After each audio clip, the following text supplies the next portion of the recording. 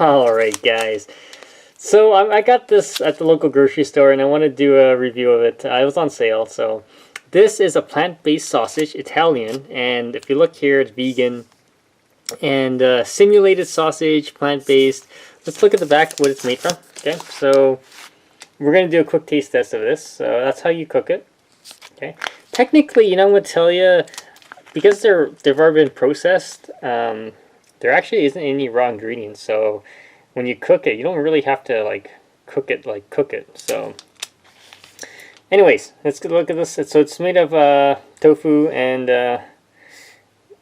you got some, it's fortified, so if you look at it, you got some B vitamins already fortified inside with it, so that's kind of neat.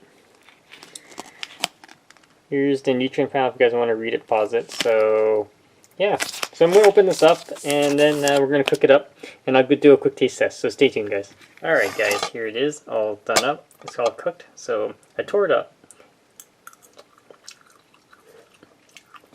So it has the texture of, you can taste the tofu, it has the texture of tofu, but it's really well seasoned. It has like a nice Italian seasoning on it. Definitely check it out guys. If you have any questions or comments, post below, subscribe to the channel.